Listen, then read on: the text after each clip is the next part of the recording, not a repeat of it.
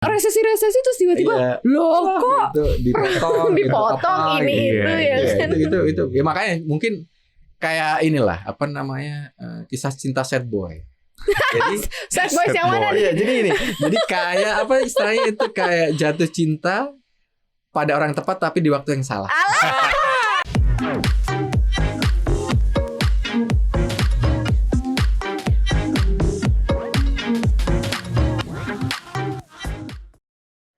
Sobat Cuan, selamat datang di podcast Cuap Cuan. Selamat datang di tahun 2023 juga. Happy New Year Sobat Cuan. Selamat datang dan selamat mendengarkan hari ini Koneksi Konten Ekonomi Seksi. Oke, coba bayangin hari ini Maria sama siapa coba. Dari suaranya mungkin udah bisa ketebak kali ya. Maria Katarina di sini bareng sama Mas Ma'aruf di sini. Mas Ma'aruf ini Head of Research CNBC Indonesia. Bener ya Mas? Karena udah lama aku tuh gak ngomong ada Head of Research di sini. Akhirnya hadirlah seorang Head of Research. Ini perdana loh ya. Thank you banget ya bisa ngobrol di Cuap Cuan. Buat Sobat Cuan soalnya nih selalu ditunggu-tunggu. Dan juga ada Mas Ai Hidayah di sini ya, Financial Expert CNBC Indonesia ya Mas Ai ya. Hari ini kita bahas topik perdana di 2023. Topik perdananya lumayan agak seru juga nih, apalagi di medsos ya. Karena rame banget Sobat Cuan kita ini kan banyak kan milenial Gen Z. Betul. Jadi mereka yang suka overreact langsung, wah ada apa ini gitu ya. Nah Sobat Cuan update gak sih terkait mengenai Perpu Ciptaker ya yang baru saja disahkan. Ini sebenarnya kalau statusnya Perpu yang masih ditunggu untuk baru disahkan tapi masih bisa ada reaksi sebenarnya dari DPR kan ya. Jadi ini sebenarnya belum benar-benar terimplementasi, belum final ya. Jadi ini posisinya tuh karena DPR-nya lagi reses sampai 9 Januari besok. Jadi ya ini belum ada reaksi apa-apa. Tapi kita coba bahas isinya ya Mas Ai ya. Karena sebenarnya juga nggak terlalu banyak yang berubah dari react teman-teman buruh, kemudian juga yang pernah diajukan sama para pekerja gitu, kok kayaknya nggak terlalu banyak berubah nih ya, kayak terkait mengenai penghapusan UMK bersyarat dan UMP sektoral, kemudian pesangon dari 32 bulan menjadi 25 bulan. Kemudian kontrak nih, untuk karyawan kontrak nih bahaya banget karena nggak ada waktu kontraknya. Dan ini bisa dikontrak aja gitu seumur hidup ya. Kemudian ada eksploitasi jam kerja, bahkan katanya statusnya 61 ya, liburnya cuma 1 hari dalam 1 minggu, ya kan? Dan penghilangan hak cuti. Jadi ada beberapa prasyarat-prasyarat cuti gitu ya. Berarti intinya sebenarnya nggak banyak berubah ya Mas Ma'aruf ya? Sebenarnya sih nggak banyak berubah ya. Jadi kalau kita ngelihat sebenarnya ini kan proses yang sudah lama, ya kan? Kalau mungkin aku mulai dulu dari kenapa jadi Perpu kan? Padahal itu sebenarnya kalau kita setahun yang lalu sebenarnya udah dibatalin sama MK karena dibilang itu berlawanan dengan Undang-Undang Dasar karena inkonstitusional gitu, kira-kira gitu. Nah, tapi memang ada, jadi MK itu bikin satu syarat. Saya kasih waktu 2 tahun untuk mengubah, dibahas lagi dengan DPR. Si Perpu ini. Si undang-undang ini ya. Di Mahkamah Konstitusi. Kalau sampai 2 tahun itu sudah diubah, itu akan tidak berlaku atau dianggap tidak berlaku secara permanen. Nah, itu kan jadi waktu 2 tahun gitu prosesnya gitu kan. Nah, kemudian kita baru 1 tahun nih, kan dari awal dari 2001 sekarang 2022 ya. 2023. Kita udah jalan nih gitu kan. Nah, akhirnya pemerintah tidak mengambil jalan untuk membahas, tapi ngambil jalan belakang, jalan tikus kalau saya bilang ya. Ini seperti backdoor ya, backdoor dari belakang aja gitu kan segala macam. Nah, syarat Perpu itu cuma ada 2 sebenarnya, undang-undang bilang ada. Pertama ada faktor mendesak, ya kan, urgensi, sama nggak ada kekosongan hukum. Cuma ada 2 itu sebenarnya. Kalau untuk yang kekosongan hukum mungkin ahli hukum kali ya yang bisa menjelaskan. Berarti gitu. Sekarang ada urgensi dong makanya. Urgensi. Nah, ini perdebatannya di sini nih, perdebatan yang menarik. Kita teman-teman cuan juga bisa menilai sebenarnya ini penting nggak sih gitu kan? Kok sampai banget ngotot gitu kayak pemerintah gitu. Penting nggak buat kalian atau buat kita sebagai bangsa ini gitu kan gitu. Kalau alasan kemarin waktu Pak Airlangga Hartarto, Menteri Koordinator Perekonomian itu bilang, ini saya baca itu. Jadi pemerintah itu alasannya karena krisis global nih, ya kan? Krisis global satu, ada geopolitik. Ukraina Rusia itu nanti bikin krisis pangan, krisis energi. Nah, artinya akan nanti ada proses namanya inflasi, kenaikan harga di mana-mana di dunia, Indonesia juga ngeri katanya gitu kan. Nah, itu kata mereka ya, ini bukan kata saya, kata Pak Erlangga gitu. Mungkin saya dramatis sedikit nggak apa-apa ya, biar seru.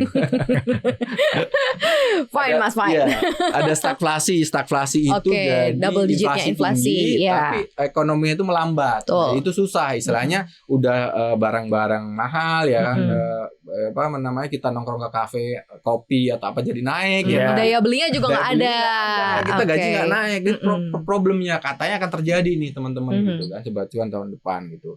Tahun ini dong ya. Nah, tahun ini. Tahun ini. Gara-gara baru berapa hari. Jadi nggak berasa kalau di 2023 ya Mas Ucup ya. Iya. Nah, kalau alasan pemerintah itu satu, pemerintah itu targetnya gede investasi. Jadi ada 1.200 triliun. Bayangin setahun ini kita harus ada investasi 1.200 triliun. Gede banget sih itunya. Gede banget itu. APBN-nya cuma 4.000 segala macam. Nah, kemudian di defisit APBN itu 3%. Which is ini berbahaya karena kondisinya sekarang pemerintah itu defisit itu dibiayai dari utang. Ya, Nah, ya. problemnya adalah kita nggak ada burden sharing dengan BI, pemerintah udah tutup Sudah kemarin tutup, kemarin. selesai. Jadi nggak Yes. ada pembeli lagi obligasi. Sementara orang asing udah pada kabur. Yang beli siapa gitu. Jadi itu kata pemerintah, mungkin versi pemerintah ini, mungkin saya dramatis lagi, gawat gitu ya. Kita harus ada terobosan. Nah, kayak gitu kan kira-kira gitu. Makanya dibikinlah Perpu. Gitu. Oke. Gambarannya sebegitu sih. Jadi nah sebenarnya kalau menurut saya sih Perpu ini gimana ya? Penting nggak penting sih? Kalau mau kita debat. Kalau tadi biasanya kita balik ke urgency, kalau dari Mas Ma'ruf sendiri merasa urgent banget nggak sih? Kalau saya gini, kalau aku ngeliat tuh begini. Jadi kita lihat angka aja deh. Kita berdasarkan data, nggak usah misalnya kita beropini. Semua orang berbahas opini. Tapi kalau data kan susah dibahas. Ya. Jadi salah satu poin penting kenapa kita butuh terobosan atau cipta kerja ini kan terobosan kan, undang-undang payung, sapu Ya, jagat, betul, omnibus law betul. istilahnya. Jadi babat semua gitu kan aturan-aturan. Itu adalah kemudahan Berinvestasi. Ya, Is doing business itu ya, yang mau doing diincar. business. Itu yang diincar. Jadi kalau ngelihat data statistik nih, kita itu doing business-nya itu easy of doing business itu dari 2008 sampai 2014, which is sebelum Pak Jokowi, itu 123. Itu jelek. Karena kalau isi indeks ini semakin kecil semakin bagus. Kan Pak Jokowi udah bikin bagus sampai 70. Nah, itu problemnya. Jadi Pak Jokowi ketika dia memimpin ya kan 2015 katakan kan 2014 dia nggak efektif ya November ya kan. 2015 sampai 2020 setelah di rata-rata itu 73. Jauh dan turun Jauh. gitu. Dari 2000 setelah dia itu naik itu 2015 106 menjadi 72. Tahun 2020 atau 2021 itu 173. Nah, itu udah bagus ya sebenarnya. Itu nggak ada omnibus law loh. Udah oke fine itu dengan terobosan Pak Jokowi yang sekali. Atau karena mau ngincar ke posisi 40. Nah, itu dia. Kayaknya Pak Jokowi memang tipikalnya ambisius. Iya. Kalau Mas Aing ngeliatnya kayak gimana sih kalau kita bicara mengenai urgency ya? Kalau tadi based on data, apakah keurgensian ini kemudian sejalan dengan kesejahteraan masyarakat yang mau diincar juga gitu kan? Karena beberapa kayaknya nggak terlalu pro kepada buruh kok nampaknya. Kalau aku ngeliatnya gitu sih gitu. Kalau Mas Aing gimana? Ya, kalau benar kata Mas Ma'ruf tadi ya, kalau dari sisi pemerintah kan memang ada urgensi yang dilihat gitu. Tapi kan memang penafsiran urgensi mungkin dari berbagai pihak bisa beda-beda nih. Dari pemerintah seperti itu, mungkin dari kalangan pekerja mungkin enggak juga gitu. Tapi kalau tadi Mbak Maria bilang bahas beberapa poin ya yang ada di Perpu atau di Undang-Undang Cipta Kerja itu yang kesannya kayaknya merugikan karyawan gitu ya atau merugikan buruh. Kalau aku dengar-dengar juga dari behalf pemerintah gitu ya dan beberapa orang, ternyata itu sifatnya masih opsional gitu. Jadi si perusahaan itu dan si karyawan bisa berdiskusi gitu. Kayak contoh misalkan yang libur satu hari gitu ya dalam berarti seminggu. Punya internal kebijakan sendiri ya. Jadi ruang diskusinya tetap dibuka gitu. Jadi nggak saklek harus mengikuti undang-undang itu gitu ya. Termasuk juga mungkin terkait upah dan lain sebagainya gitu ya. Jadi memang ruang untuk berdiskusinya tetap dibuka gitu. Jadi walaupun ada undang-undang yang menetapkan seperti itu, tapi kalau misalkan si perusahaan atau pemberi kerja dengan buruhnya sepakat untuk tidak mengikuti, misalnya masih tetap dengan berlaku yang lama, itu fine-fine aja. Jadi sebenarnya sih dua-duanya bisa dapat win-win solution gitu. Jadi pemerintah mungkin dengan agendanya untuk menggenjot bisnis dan investasi mungkin bisa dapat, tapi buruhnya juga nggak dirugikan gitu. Karena memang sifatnya nggak mengikat gitu. Jadi buruh juga bisa memperjuangkan haknya juga gitu. Kalau emang merasa itu istilahnya nggak bagus buat dia gitu ya, ruang diskusinya masih dimungkinkan untuk terbuka gitu. Jadi gitu sih yang kalau aku lihat ya Mbak Maria. Jadi cuman kan karena ini bentuknya ada peraturan kan, apalagi kalau misalnya disahkan jadi undang-undang, bisa jadi ya perusahaan akan mengacunya kan ke sana. Apalagi ini kan terkait mengenai kontrak, masa kontrak gitu kan. Kalau misalnya nggak ada kejelasan di kontrak seumur hidup ya gimana gitu. Tapi aku mungkin ingin beberapa klarifikasi ya, bukan klarifikasi. Saya kan tidak dalam posisi klarifikasi ya sebenarnya. Cuman kalau saya kayak kamu ada yang menjadi jubirnya pemerintah juga Mas. Jadi kalau saya lihat jujur ya, itu banyak hoax gitu, banyak yang spin. Yang mana yang hoax? Ada beberapa gitu ya. Waduh, dengerin ya Sobat Cuan ini kalau banyak hoax nih. Iya. Jadi misalkan nih contoh gitu, karena ini terjadi karena buat proses legislasinya sangat buruk. Itu banyak banget ratusan undang-undang dibabat jadi satu dalam tempo yang singkat. Sehingga ini beberapa contoh deh, misalkan gini. Misalkan kayak jam kerja.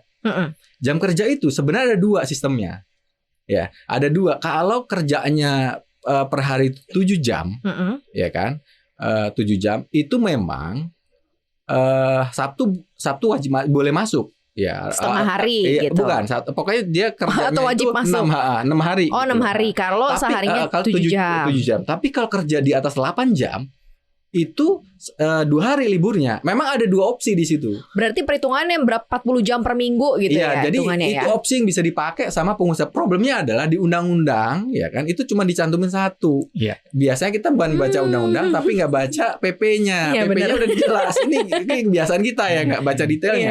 Jadi padahal ada 2 opsi. Terserah mau pakai yang mana. Benar kata Mas Ai tadi, memang itu banyak banget undang-undang itu ngasih fleksibilitas. Karena memang semangatnya adalah regulasi kita ini kaku, kayak pemerintah pengen dibuat agak lentur. Tapi memang ada beberapa catatan ini kalau secara overall memang bukan melemahkan ya, mengurangi kenyamanan atau hak-hak buruh.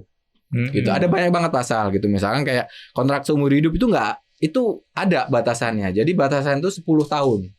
5 tahun pertama kontrak, bisa diperpanjang 5 tahun lagi. Jadi ada nggak harus 10 tahun itu nggak ada. Itu aturan yang hoax banget gitu kan, nggak ada gitu. Terus kayak misalkan penghapusan yang dihapuskan itu kalau nggak salah, saya udah baca ya undang-undangnya itu kalau nggak salah di PP 36 tahun 2021 yang dihapuskan itu yang sektoral aja. Tapi kita tetap pengusaha harus mengacu tetap UMK sama UMP. Problemnya adalah begini, kenapa yang ribut partai buruh itu atau orang-orang aktivis buruh itu adalah karena jumlah nilai dari upah minimum sektoral itu biasanya lebih tinggi lebih gede daripada UMK dan UMP. Makanya pada ribut karena itulah gitu, dan itu yang dihapus.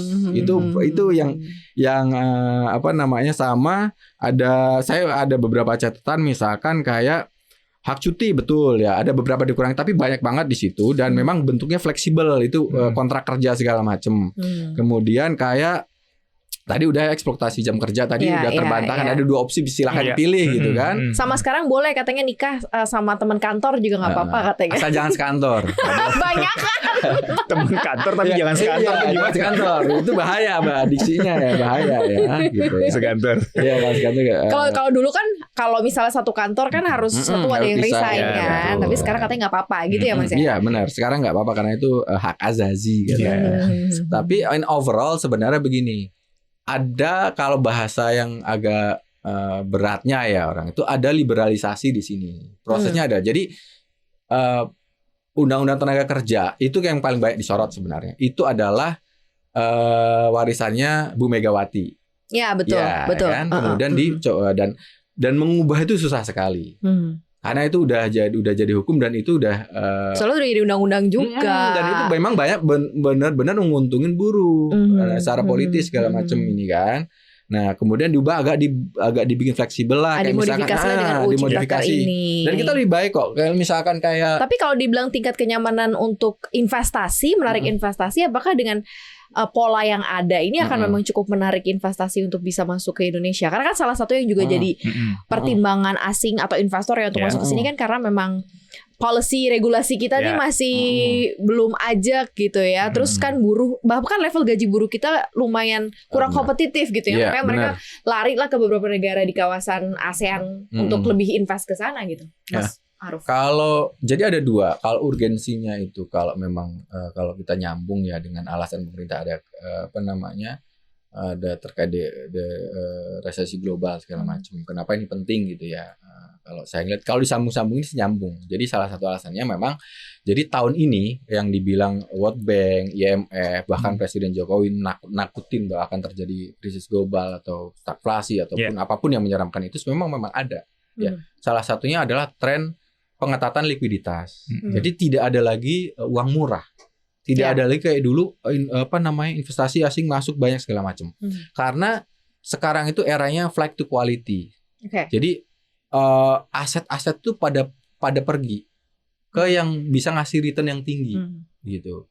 Ini memang uang itu nggak ada agamanya, nggak ada negaranya. Nggak ada temennya kan? Iya, nggak ada temennya. Temennya satu-satunya itu adalah suku bunga. Siapa yang masih bisa suku bunga tinggi, dia akan baru saya kesana gitu ya. Dasar. Gitu.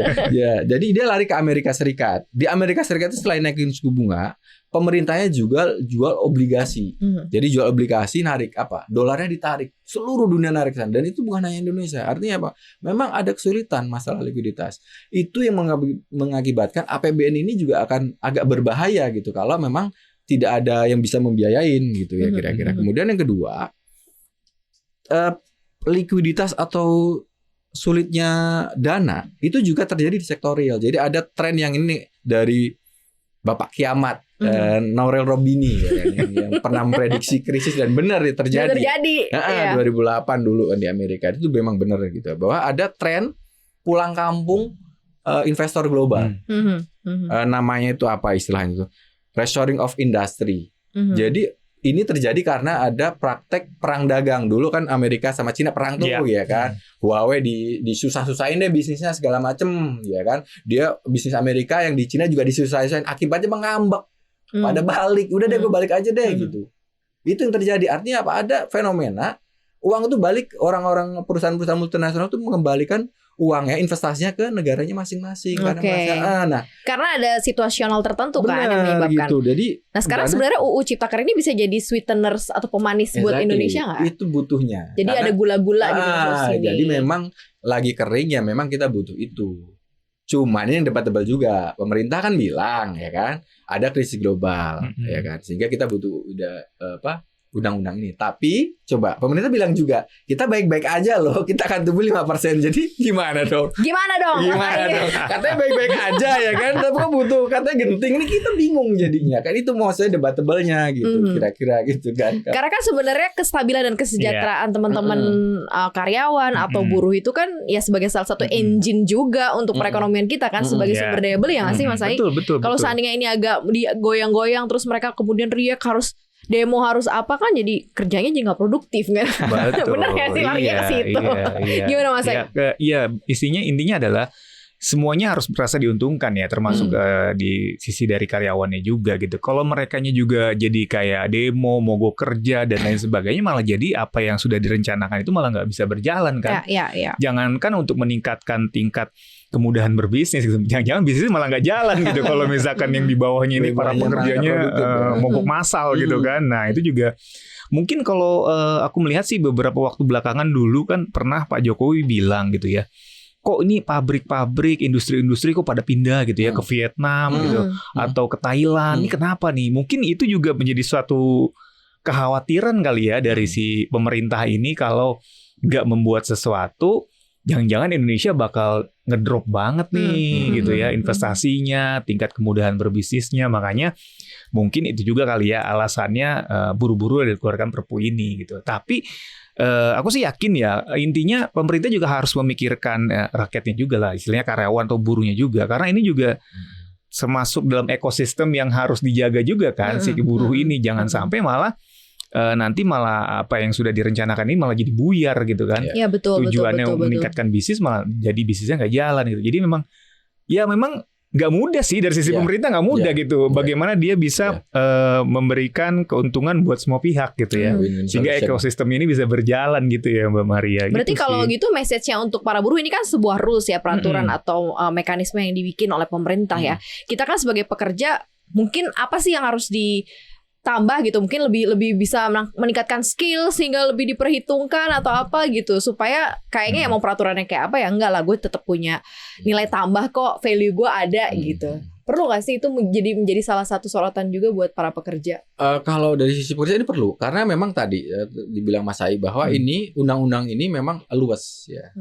Fleksibel gitu ya. Jadi membuat pasar tenaga kerja kita itu memang fleksibel. Jadi ada proses negosiasi. Pemerintah istilahnya aku nggak mau ikut campur deh. Kalian aja deh. Kamu deh ngomong sama kamu ngomong sama ininya deh. Kamu butuhnya apa segala macam. Artinya apa? Di situ butuh kompetensi. Jadi memang tiap individu di kita skillnya harus dinaikin ya. Pemerintah ngasih stimulan sih. Kayak kemarin prakerja ya kan, ada prakerja itu stimulan, itu bentuk dari pemerintah juga bertanggung jawab untuk meningkatkan kapasitas atau skill dari pekerja. Cuman apa mau sebatas itu aja ya kan? Sekarang kan banyak banget kan, ya kita bisa belajar dari medsos, dari YouTube, dari apa segala macam. Ya banyak banget tempat kita bisa belajar sebenarnya, karena memang itu butuh. Dan sekarang itu trennya itu era orang nyari skill gitu. Skill ya, bukan skill. Beda. Benar, beda. Jadi memang itu pesan penting dari adanya ini. Jadi kita ini juga sebagai ancang-ancang kita mau pasar bebas untuk tenaga kerja di ASEAN. Benar sih, iya. Itu karena kalau kita nggak siap-siap, kita selalu minta dinina bobokan sama pemerintah, aku dilindungi, kita nggak akan bisa berkembang. Iya. Berarti bisa dengan kata lain kita sebenarnya udah terlalu lama terlena. Iya, gitu. Dan itu juga nggak bagus sebenarnya. Gitu. Beberapa itu jadi refleksi lah gitu ya. Artinya ya kita sama-sama deh gitu. Meskipun ya kalau menurut saya undang-undang ini karena dibuat sangat cepat, banyak banget cacatnya. Banyak banget cacat. Makanya kenapa sekali di uji materi langsung kalah. Karena memang banyak banget bolongnya gitu. Tapi niatnya bagus, tapi saya nggak tahu ya caranya. Berarti next ini masih ada akan kelanjutannya lagi untuk bisa naik menjadi UU berarti ya Mas ya? Iya, jadi proses Perpu itu kan memang kalau untuk berjalan harus di persetujuan DPR dan nanti jadi undang-undang. Ya, jadi bahkan sebenarnya gini yang uniknya, sebelum menjadi undang-undang pun itu bisa diuji materikan di MK. Jadi bahkan sebelum diketok lagi itu, karena memang di dasar hukumnya itu memang MK cuman bisa menguji material undang-undang, tapi sejak tahun 2029 saya nggak tahu, mungkin ahli hukum bisa menjelaskannya, tapi itu mereka udah membuka bisa mengajukan uji material Perpu, dan itu udah banyak banget yang ngajuin. Bahkan sebelum, artinya undang-undang ini akan rentan banget nanti dipatahin lagi gitu. Kalau misalnya sifatnya adalah fleksibel, bisa ada diskusi dengan para pengusaha, mungkin ya teman-teman buruh bisa dari step itu dulu kali ya, ngobrol sama teman-teman pengusaha dulu atau mungkin bos-bosnya gitu ya. Untuk tolong dong peraturannya jangan langsung plek-ketiplek ikutin. Mungkin bisa kayak gitu ya, karena kan sifatnya luas kan sebenarnya. Dan diskusi antar para pengusaha dan juga para buruhnya pun juga bisa dilakukan. Kan pemerintah kan juga memberikan kebebasan itu untuk berdiskusi kan. Nggak melulu harus ngikutin undang-undangnya gitu kan Mas. Iya, nggak melulu gitu. Sebenarnya sih ya artinya ini kalau dari niat bagus ya kan. Mungkin momentumnya aja ya. Momentumnya susah gitu. Lagi susah segala macam gitu kan. Apakah dengan ini bisa jadi ini ya kita lihat gitu kan. Alasannya debatable ya kan. Ya ada kadang benar, ada yang salah. Cuman masalahnya kan kita ini kalau memang kita pakai alasan pemerintah tahun akan bakal suram, kita sebenarnya lagi butuh dilindungi nih. Benar lah. Iya nggak sih? Pasti dong. Resesi terus tiba-tiba loh kok dipotong ini gitu. itu ya kan. Itu. Ya makanya mungkin kayak inilah kisah cinta sad boy. Jadi sad boy yang mana nih? Ya, jadi ini. Jadi kayak apa istilahnya itu, kayak jatuh cinta pada orang tepat tapi di waktu yang salah. Ini kayak kuat penutup untuk koneksi hari ini ya. Sobat Cuan, artinya kita berdiskusi, mengajak Sobat Cuan juga untuk lebih terbuka. Kadang memang yang muncul di pemberitaan di medsos atau mungkin berita-berita secara keseluruhan ya hanya di dasarnya aja, di permukaan doang. Jadi sebenarnya Sobat Cuan harus baca. Bahkan kalau penasaran ya bisa dicek juga isinya apa sih gitu ya, sebelum kemudian react berlebihan. Ya, apalagi terus kemudian harus turun ke jalan gitu ya teman-teman. Karena semua peraturan ataupun undang-undang yang dibentuk dibentuk atau dibikin oleh pemerintah semuanya akan mengacu kepada dua belah pihak ya, pro pada usaha, kemudian juga pro juga kepada kesejahteraan pekerjanya. Gitu sih Sobat Cuan ya. Kayak kita hadirkan diskusi ini buat Sobat Cuan. Kita bahas apa lagi nih minggu depan Sobat Cuan? Langsung aja tulis di kolom komentar. Terima kasih banget udah dengerin kita bertiga hari ini. Formasi ini seru banget. Mas Ucup harus sering-sering loh. Soalnya kan Sobat Cuan bakal nagih terus nih ya. Jangan lupa untuk dengerin kita terus di Apple Podcast, Google Podcast, Spotify, dan juga Anchor. Follow akun Instagram kita di @cuap_cuan. Subscribe YouTube channel kita di Cuap Cuan, di like, di share, di komen ya Sobat Cuan. Dan podcast kita hari ini juga tayang di CNBC Indonesia TV. Terima kasih Sobat Cuan, kita bertiga pamit ya. Dadah.